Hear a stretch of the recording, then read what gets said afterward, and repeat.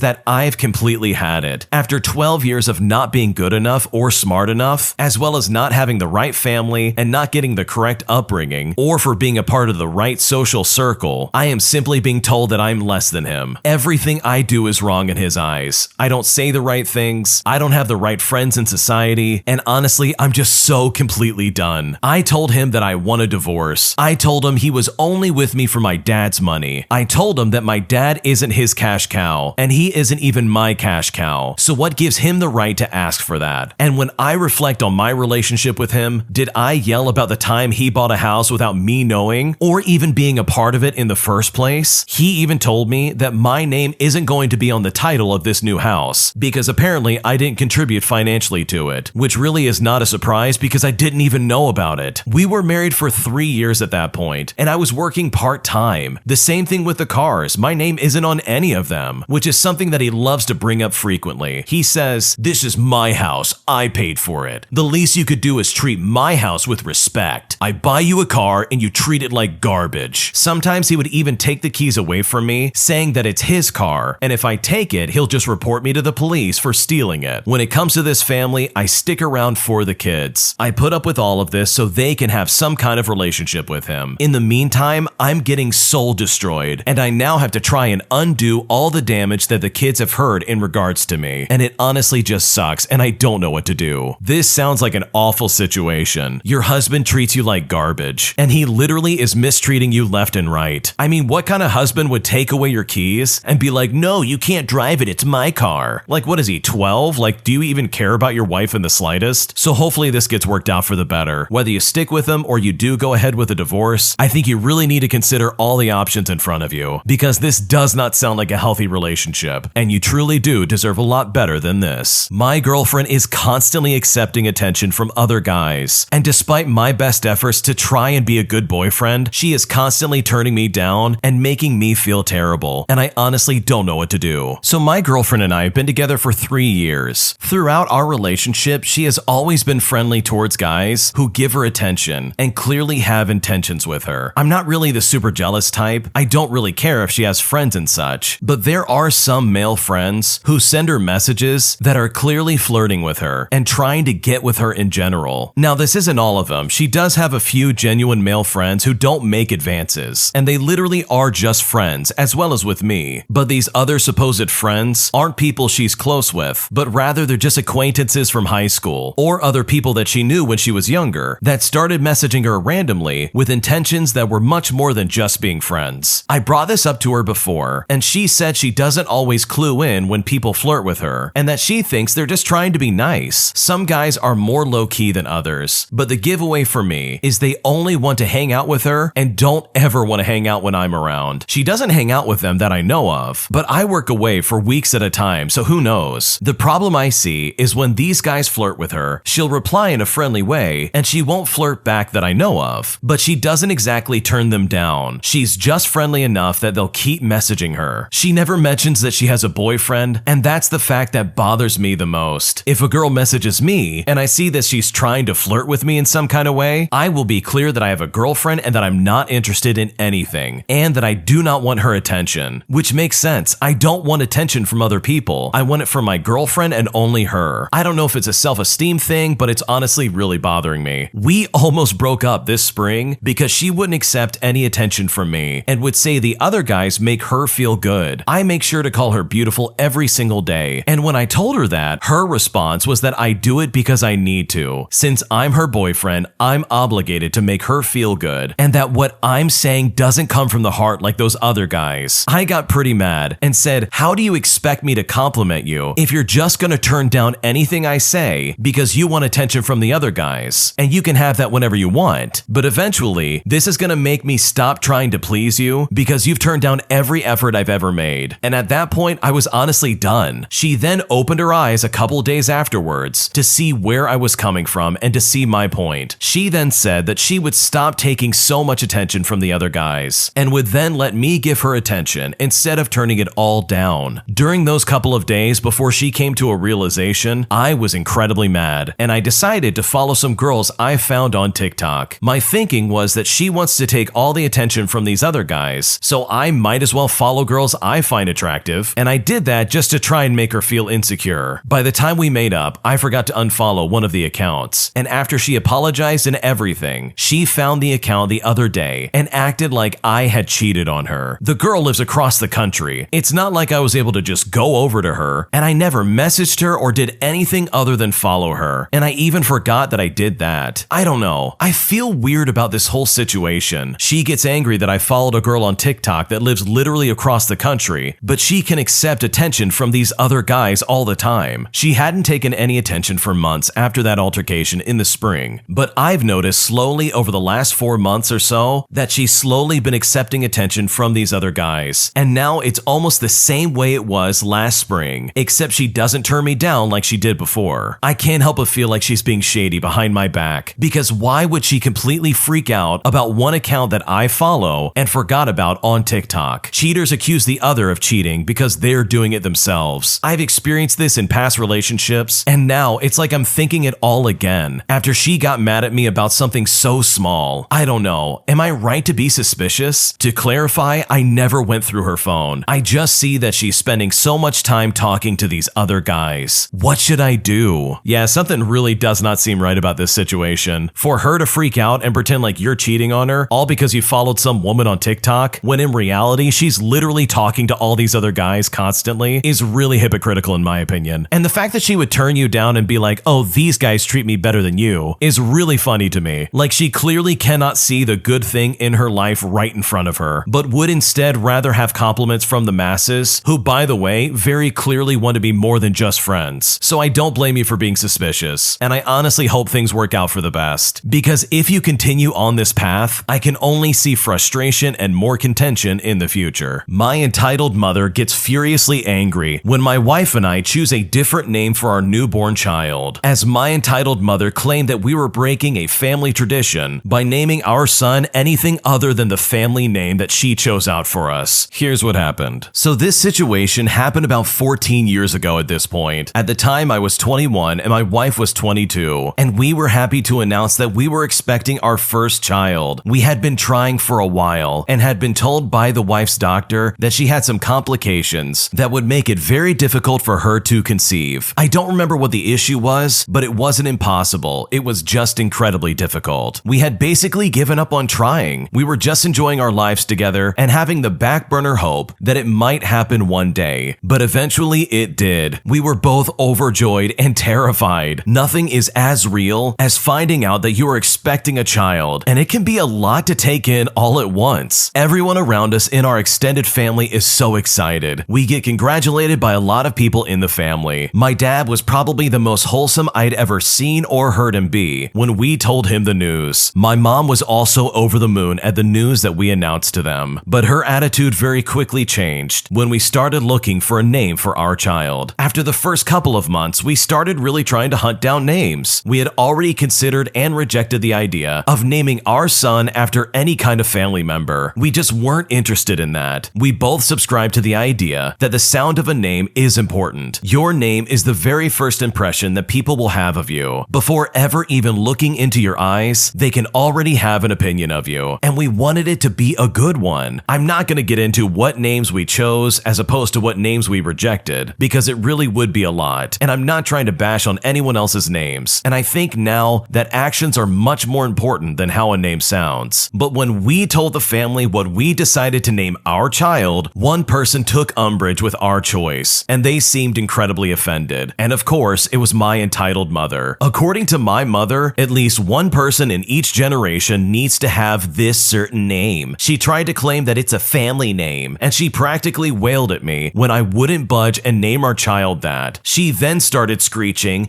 "It's the same name that I gave you." And for the record, I do not like my first name, and I am never called by it. I am mostly called by a nickname or my last name, never my first name. I don't hate it, I just don't feel like it suits me or my personality. It is not a silly or archaic name, it's just not for me. You would think that this would be a small incident, but no, it really turned into quite a big thing. I can't remember exactly what she said, but suffice to say, she literally tried to imply that we were the biggest traitors to the family, and we were tearing down her tradition. She blamed my wife, saying that she had brainwashed me into it and all of that. For the record, I was the one who came up with a name that we ended up going with for our child. But eventually things get quite spicy as I talk to my grandma about this supposed tradition, but my grandma blows the lid off the entire experience, explaining that my mom named me the name that I have today and then decided suddenly that this was gonna be a tradition. And when this was explained to me, I was blown away, basically proving that my mom was a complete liar. Because of this situation, we had several months of no contact after that, because frankly, we didn't want to deal with her BS any longer. Our son is now about 14 years old, and we are so happy that we didn't get forced into the name my mom was choosing for us, because the name simply didn't fit my son, and we like our name that we chose for him much more than what she tried to force on us. Not only is this a really weird thing to get offended by, but it's also something that you just can't force on other new parents. Like, you just don't get a claim on what name you're gonna give their children. Like, that's just not how it works. And I also love the fact that she seriously tried to claim that this was some kind of ongoing tradition. She basically heavily implied that this goes all the way back to some ancient name that the families use forever. But in reality, the original poster is the only one with that name, and this weird entitled mother just decided, okay, time to start a tradition. Like, seriously, this lady needs to chill out. So good for the original poster for standing their ground and not letting their mom choose the name for their kid, because now you can see that would have been a terrible decision. If you like Am I the Jerk, you're probably going to love Am I the Genius. Check it out, linked down below in the description. My job is incredibly toxic, and despite working there for several years, I'm getting the short end of the stick no matter what, and I've simply had enough and I'm probably going to quit. Here's what happened. So I've worked at this restaurant for several years now, and this was a place that I was proud to work at for several years, but new management came in twice and it kind of ruined everything. We have been chronically understaffed since coming back from COVID-19. Every time we lose a worker, they're not replaced. We haven't hired someone new in 3 years, and we have 1/3 the staff that we used to. We are down to 5 bartenders, and at my restaurant, bartenders have a whole section and a half to take care of. So 5 bartenders for a 7-day schedule is not enough. And worst of all, 2 of those people will be out of commission in a week, one leaving for surgery and the other leaving because even though she worked 40 hours a week, my manager still declined her benefits. So it's all very frustrating. Also, over the Christmas season, I had plane tickets to see my dad. I would have gone from the West Coast over to the East Coast. So I requested time off so I could get that done and have that time with my dad. But guess what? I didn't get a single day off that I requested, and I had to not go on my trip just to be there for work. So there was no reimbursement for my $2,000 plane ticket. And the morning of Christmas Eve, my manager texted me calling out the same week I was supposed to be out of town. He claimed to be sick with COVID. However, he confided in a mutual friend that he had planned on calling out sick before the holiday. I tried to take it with grace, and I punched in as management for the days that my manager was gone, seeing as I handled phasing, guest resolution, and much more. But when I got my paycheck, my manager had put me back at minimum wage for every shift. That's 4 shifts I worked acting as manager, without any of the extra pay. Yes, I collected tips, but so did 2 other bartenders and 5 servers. But I was the only one to take on management duties. I offered to take over interviews, orientations, training, and whatever else is needed for hiring new employees, while also promoting from within in order to try and solve the chronic problem of low staffing. Now, as a reminder, 2 out of 5 bartenders are going to be gone, and I was seriously told that we don't need any replacement. So we are about to have 3 bartenders for a 7-day schedule, which is honestly unacceptable. But things get worse from there, as the cherry on top of all of this is that my manager is very clearly spending some quality time with one of the bartenders. So that makes everything a little bit more difficult as usual. I usually couldn't care less about interprofessional relationships, but recently that bartender that's spending some quality time with a manager has pulled me aside saying that she hates me, and apparently everyone else does too. Mind you, she's getting all the best shifts, she's making the most money, even though I've been working there for 7 years longer. She thinks that my personality is the worst case of fakeness that she's ever seen. Now, I usually don't let these things bother me. We all have good, bad, great, and worse moments with our coworkers. But she approached me in public, and after I walked away, she followed me, reiterating my insecurity as being the supposed reason why I'm not fighting back. She was clearly under the influence or whatever would pass as that, and even though she bombarded me in public, that wasn't enough. She sat down with multiple regular customers and complained that I don't value her opinion of me and how she is scared to work with me. I'm so done with this place. I'm honestly gonna leave no matter what. I'm over this place, and ever since a previous manager left way back in the day, it has not been worth working here for a second. I want this place to close down in some way. I want them to see the errors of their ways, and I truly wish that this entire place would just fall apart. That sounds like a miserable place to work. Not only has your boss committed time card fraud, but he also has very clearly pushed you aside and doesn't value having enough workers to get stuff done. Like, that's just extremely disturbing in my opinion. And not to mention the fact that he is literally hooking up with one of the bartenders that works at the restaurant. I mean, what's happening right now, how she's getting all the best shifts and how she's getting all the advantages in this place of business is the very reason why interprofessional relationships are typically banned in most workplaces. Because nepotism and favoritism can completely overshadow the people who have worked there for the longest and overshadows their longevity and their hard work. And that, in my opinion, is completely unfair. The original poster even goes on to say that they sometimes serve expired food to their customers, which is really disgusting. And they have even tried to get the health department involved in this process to try and report these violations to people who can take care of it. But overall, I think you have the right idea. You absolutely need a new job, and you will be much happier working in a place that doesn't treat you like garbage and overlook your talents, but instead will give you exactly what you deserve as a hardworking employee. My girlfriend gets sad or upset about something every time I'm with my family or friends, and I'm really starting to believe that this isn't a coincidence anymore. And at this point, I don't know what to do. Exactly as the title implies, whenever Whenever I'm not with my girlfriend and I'm spending time with my family or my friends, she'll become distant and cold while talking over text. But it always seems to be something else. Today, for example, she claims she feels like she ruined our New Year's kiss because she didn't give any passion in our kiss, which is true, but I told her it was okay because I knew that she was tired and I wasn't hurt by it. Truth be told, I was, but I usually have to coddle her when she's sad or upset about anything, or it will just make the situation worse. I send her a long, heartfelt message trying to reassure her that I love us being together and that I don't think she ruined anything. She responds by saying that she really appreciates that and that it means a lot to her. I told her I really think she should openly and honestly talk about how she feels so I can reassure her, but all she ever says is just short statements like I'm sad. She also said, I'm not going to do anything today, I'm just going to lay on this couch and do nothing. But then she wants me to FaceTime her later when I'm free. To be completely honest, I feel like this level of codependency is starting to really weigh on our relationship. Of course I want to call her and help her out. That's all I've ever wanted to do. But when she admits that she isn't going to do anything until I call her and make her feel better, I can't help but feel like I'm the only way she'll ever feel better. She keeps saying stuff like, I'm just all alone, but it's fine, I'm just lonely and sad, and I'm not gonna do anything. And this is literally what she will say. It's not an exaggeration. I would drive to her house to try and be with her, as well as just to help her in general, but it's snowing a lot and the roads are bad. I just don't want to risk it. This type of behavior happens a lot. Almost any time I start hanging out with friends, or say I'm talking with family, she suddenly has something that's making her sad when she was perfectly fine up until I told her I was doing something. I check on her periodically through the day and see how she's doing, and she's always happy and smiling, but the second I'm with friends or family, there is something wrong. Of course, she never says that it's because I'm with family or friends. It's always just something else, but it always comes up as soon as I'm doing something else. And then she won't tell me anything that's wrong until I'm not with them, which I understand not wanting to talk about something while I'm busy, but she only first brings it up the second that I am busy. This happens nearly every single time I go out with my friends or family, and it simply cannot be a coincidence at this point. There is no way that every time I become busy and can't give her all of my attention that something bad happens to her. I can't even bring this up because I know she'll say she isn't trying to do that, and she'll become hysterical and start crying and apologizing like crazy, all the way up until I reassure her that I'm just overthinking and that it's all in my head. She refuses to do anything to help herself or allow me to help in any kind of way. She doesn't even want time alone or anything like that. She wants constant attention. For 2.5 years, we've dated and we've texted 24/7, and that's because that's what she wants. And when she is annoyed and tired, she still wants to be texting 24/7 without break. She even criticizes our other friends' couples who text a lot, saying it's probably suffocating for them, but ignores the fact that this is what we do, but way worse. I'm at a point where I really don't know what to do. I don't know how to help her. What should I do? The way your girlfriend is acting is incredibly toxic, and it's behavior that really needs to stop. Some kind of boundaries clearly need to be set up between the two of you, because this is extremely clingy, and I can completely understand where you're coming from. So hopefully this works out between the two of you, and hopefully one day you're able to spend time with your friends and family without her getting all bent out of shape and pretending to be upset just so you can pay attention to her. My boyfriend and I are constantly arguing as he accuses me of cheating, and I always have to defend myself and tell him that I'm not, and I honestly don't know what to do. So I met my boyfriend through a dating app a few months ago. He seemed to be someone who has had a lot of partners. He has never been married or had any kids, and was just looking for fun on our first date. And we did have a great first date. I did spend some quality time with him, and I left in the morning because I felt uncomfortable talking to him the day after, especially after we had just met. He messaged me after I left his place, and I told him that I would like to see him again. Little by little, he started showing more interest. A month later, it was my birthday, and he gave me a used set of golf clubs, and he also took me out for a nice dinner. Fast forward 3 months later, and he asked me to be his girlfriend, and I said yes. But the issues started to begin right then and there. He was worried if I was a serial dater or if I had a high body count, but neither of those are true. And he kept using evidence of our first date, like me leaving in the morning and spending quality time with him on the first date, as some kind of clue of what really is going on. 2 weeks after we started dating, I caught COVID, and I was quarantined as well. And he said he wanted to talk to me. He started talking about the nonsense evidence again, and I always felt like I had to prove my loyalty and explain to him that I genuinely like spending time with him. He ended up breaking up with me, and I had a very terrible time spending time by myself, not to mention getting rejected and sick at the same time. So I made a Tinder account, and he found me there and screenshot me and just kept arguing. He would say things like, females have their way of life, and when they meet a favorable person, they drop their old ways. He kept saying nasty general comments, and all I kept doing was try and defend myself. I made a catfish account the night before he asked me to be his girlfriend again, and lo and behold, he matched it, but never said anything after I said hi. We ended up getting back together the next day, but eventually he kept bringing up the fact that I was on Tinder 5 minutes after we broke up. I honestly had no intention of going back into the dating game, but didn't mind talking to people. So every week for 2 months, he'd go weird and silent and bring up the idea again that I'm some kind of serial dater, and this would lead to many arguments between the two of us. But I just kept my cool every time. Every time he'd argue, he would tell me to leave his house, and this would sometimes be at 1 in the morning. I would never leave because I couldn't drive home due to sometimes being under the influence, and I definitely was not going to do that. We would eventually get over the subject, but he would complain that these issues were never resolved. Eventually, I confronted him about his Tinder account, and he lied to me that he wasn't on it, so I showed it right to his face, and right then and there he had no argument. Now, I'm easy to forgive him because he never talked to anyone, and at that point, we were spending every single weekend together. All I told him though was that it was time to delete the accounts. December rolls around, and he has this weird silent moment again, where he once again makes all these outlandish statements and basically implies that I'm trying to cheat on him. And he even tried to imply that in my free time I'm trying to do that, which is not true. After 2 days of being cold, I called him, and for 20 minutes he was just dismissive, obviously wanting to get off the phone with me. So I started bawling my eyes out, and I called my family in Brazil. Immediately, I decided to leave Canada on December 24th and spend Christmas with people who love and trust me. I saw him the next day, and he apologized for treating me poorly. I ended up telling him I'm leaving, and these are the consequences of his actions. He then freaks out and starts pulling the Christmas decorations and the tree down. He also puts the gifts I bought him in the garbage along with the tree, giving me all of this to take home with me. But to make a long story short, we have gone back and forth over and over again, and it really feels like our relationship truly is constantly on edge. I've got to be completely honest here, this relationship sounds like an absolute mess. I skipped a lot of details because there's just so much lying and backstabbing that goes back and forth between the two of these people. The boyfriend really does weigh heavily when it comes to being at fault, but the original poster is just as guilty. Like, the original poster at one point even talks about pulling a fast one on their boyfriend and basically pulling the wool over his eyes and deceiving him in some ways, and he's doing the same to her. This really, honestly, from the outside looking in, just does not sound like a good relationship. It sounds like they're both just trying to play games, and it really does not sound like you two love each other in the right way. So hopefully you can work that out, because from what you've described, this doesn't sound healthy, and I seriously just don't see this relationship lasting for very long. My girlfriend cheated on me, and I have decided to end things after a month of deliberation, but the situation has complicated, and now I honestly am not sure how to go about doing this. So as per the title, my girlfriend of 5 years informed me that she had cheated on me with one of her friends while on a trip away from me. She had always gone on a lot of trips with people, one-on-one or in small groups, but I trusted her and I had no issues with this. She informed me 3 months after it happened that she spent some quality time with one of her friends in a hotel room, if you know what I mean. She actually discussed it with a mutual friend first before telling me, to ask whether she should actually inform me that it happened, which upset me a bit more on top of the act itself. She claims that this was a one-time thing, and nothing like this had happened or would happen again. She was obviously very remorseful, but this was still a massive shock. She had cheated on a past boyfriend, which always worried me a little bit, but he was a really terrible partner, so I understood to some extent the circumstances. My initial instinct was to straight up break up, but I decided to give it a couple of months on the basis that she would show what I believed to be remorse, as well as steps to change herself. Part of me worries that I initially made this decision based on the complications of a breakup, especially being that we own a house together and that we have a dog. I pushed this to the side though, as I genuinely loved her and I didn't want things to end. I realized shortly before Christmas that this simply wasn't working for me, as I could no longer see a future with her. We had discussed marriage and kids, but I can't imagine that with someone who cheated on me. I decided decided to wait until after Christmas to break up, just to avoid complicating the existing holiday plans. However, on Christmas Eve, her dad was diagnosed with late-stage cancer. Doctors have suggested that he has around 3 months to live, though it could be less. My girlfriend, who is a nurse, has stopped working temporarily to become a full-time caregiver for her dad, along with her sister, as they don't really have anyone else who can help. Part of me thinks I should delay the breakup, and one of my friends thinks it would be cruel to break up with her now, with everything going on. I think it would be worse for me to now hold off on breaking up with her, as I have no idea how long it is before it would be a good time for that to take place. I honestly presume that there will never be a great time, but this timing is particularly awful. I feel terrible about this timing though, and despite what she has done, I would like to remain friends with my girlfriend due to the groups of mutual friends that we have, and also because she has been my best friend for like 7 years now. I don't want to ruin any chance at friendship by doing something rash, but I think it would be wrong to stay with her when I know I want to end things. She has moved back in with her dad and is coming home to our shared house once or twice a week currently. Should I break up with her when she comes back to one of these visits? I feel horrible, and I don't know if that's the right way to approach the situation, or if I should go about this in a different way. What should I do? This situation really sucks. This is like the definition of worst case scenario. She very clearly was unfaithful to you, but it sounds like you do care about her, at least to the extent of like, hey, maybe we could just be friends. And that very well could happen. And if you do decide to go about breaking up with her, you don't have to do it in such a bad way. Like, this really could be a mutual parting between the two of you, but it doesn't mean that you won't be supportive of her, if that makes any sense. I think you really need to reflect on the fact that she did cheat on you. Like, that really is something that is unacceptable. And I'm completely with you. If my significant other decided to do that to me, I would also be absolutely livid. There's no way I would let that slide. And I don't think there's ever going to be a really good time to make that choice of saying, hey, we're gonna break up. So hopefully with whatever you decide to do, you at least remember what you want in this relationship, because I really think that's important moving forward no matter what you choose. My awkward friend is demanding and begging me to please break up with my current girlfriend, as she feels that she would be a better girlfriend for me, despite the fact that I find her creepy and am still very much in love with my girlfriend. And when she tried to kiss me in front of my girlfriend, all of a sudden, things went from bad to worse. Here's what happened. So I befriended an awkward classmate from a class in university, and we were pretty good friends. She managed to also slowly become friends with a few of my friends from my friend group, and often comes to hang out with us. On her side of things, myself as well as my friends from that group are the only real friends that she has on campus. Now, I've been dating my girlfriend since freshman year, and since she has her own friend group, hanging out and finding our time is a bit difficult, but we have managed it pretty well. Recently, with finals on our heads, I only really hung out with my girlfriend in my free time, and we typically spend that time in the library, where we like to do our own thing and we just like to study together. I don't know why or how this came up, but one day after finals, when we finally hung out for a little bit, the girl I befriended, we'll call her Sarah, that's not her real name, confided in me that she has never had a boyfriend and wants me to be her first boyfriend. And when I heard that, I was shocked to say the least. But right then and there, I turned her down that instant by saying, you know I love my girlfriend, right? And I think it would be better off if you didn't say what you just said. Sarah then says something that absolutely blew my mind. She said straight away to my face, yeah, I'm waiting for the day you break up with her so that I can carry your broken heart. And at this point, I got really upset, but I didn't say anything. I just said, well, I gotta go. And I walked into a professor's office, knowing that she wouldn't follow me in there. A couple days later, she again asks me if I'm going to break up with my girlfriend. And I say to her, stop that. You know I'm not gonna do that. And this seriously continued for a few weeks, until yesterday I got incredibly upset and said to her, even if I'm not with her, why on earth would I date you? You are not even my type. Stop being clingy and find some friends. Because if you don't stop your nonsense, you're going to lose me as a friend. After this happened, the other friends from my group, who were friendly with her also, started to become cold. Now things got extreme, and I mean incredibly extreme, when she jumped at me, attempting to kiss me, while my girlfriend was standing right there beside me. My girlfriend knew what was going on, and before I could say anything, she signaled me to keep quiet, and I said nothing as I watched my girlfriend completely destroy Sarah verbally. I eventually told Sarah very calmly again to not ever do that to me ever again, and that we can remain friends if she can get over me within a month. Well, the month month has expired and she is back to her old habits. I don't want to put her back into having no friends as a lifestyle, but I have no choice. I have avoided her as much as I can, but I haven't completely shrugged her off. But am I really about to have to do this to her? I simply can't take this nonsense. I'm even at the point where I want to find someone in authority who I can report her behavior to and express my fears of her basically invading my life. Now, when it comes to the class that we shared together, I just straight up told her not to make any contact with me of any kind. But other than that, I honestly don't know what to do. Yeah, this friend of yours definitely needs to go. She tried to kiss you in front of your girlfriend and was actively asking you if you were gonna break up with her. Like, seriously, that is the cringiest thing I've ever heard in my life, and that's incredibly weird. I mean, you don't just ask that of somebody when they're clearly in a relationship, and this lady has probably seen this person's girlfriend on multiple occasions. I think this also might be the case where you're being just a little too nice. This lady tried to kiss you on the mouth, and she tried to do that whether you like it or not, and that is completely unacceptable. And if anything, I'm starting to understand why she doesn't have any friends, because she probably finds the first guy that's nice to her and assumes, oh man, I'm gonna make this guy my boyfriend, because clearly she's already done that with you and your friend group with some weird failed attempt to try and ruin your relationship with your girlfriend. So honestly, I think you need to cut her out of your life. Say, sorry, no, you cannot be around me and my girlfriend anymore. I don't want to be friends with you. And this might be a situation where you might be forced to use direct language with her because she clearly is not getting what you're picking up. So hopefully that conversation goes well, because this is not a good friend. This is instead incredibly creepy behavior, and I don't blame you for wanting some distance and getting her away from you. If you like Am I the Jerk, you're probably going to love Am I the Genius. Check it out, link down below in the description. This next one came from the Am I the Jerk podcast subreddit. Check the links in the description if you'd like to submit your own stories. Am I the jerk for telling my friend that they need to move out of my apartment, especially after they've been an awful roommate? I had met Jessica on Facebook and we became friends. Jessica is not her real name, and she was married to her husband at the time. In November, Jessica had told us that they were separating because, according to her, she thought she could learn to love. They were together for 7 years. Anyways, my man and I thought that we might be able to help a friend out in need, and so she moved into our one-bedroom apartment. She had the bedroom and we had the living room, which was fine. We slept on the couch before she moved in because we didn't even have a bed at the time. Jessica was a decent friend, but she honestly was a horrible roommate. She had long red hair all the way down to her butt, so her hair was everywhere. She would even leave it on the shower wall. The only time she cleaned was pouring 1/3 filled pot of oil over the dirty dishes in the sink. She never locked the front door, nor did she take my keys that I gave her. She lived with us for a month and never put in an application, but she did pay some rent. She always left plates, trash, and garbage in the room for days or weeks on end. She was fine the first week and a half. She flipped out though when we told her that we don't want her single night dates in our apartment, if you know what I mean. And this was for obvious reasons. We stated to her that they can come over once you've had 2 dates with them. Eventually, one of them ended up coming over, and my fiance and I were out of the house. And while we were gone, they ended up making cookies, and those cookies stayed out and dried out. And the stand mixer that they used was never washed. Then last week, that same man was supposed to come over Christmas Eve, but didn't do that because his 6-year-old daughter wanted to see him. And as a result, Jessica bawled her eyes out when he never responded back. She has caused my fiance and I's mental health to deplete. My depression came back at full force, and it honestly really sucked. My fiance was also losing sleep. He works nights, so he sleeps during the day. And as you could probably guess it, Jessica didn't know how to be quiet. We've asked her on many occasions to please just be quiet. She has always whisper shouted,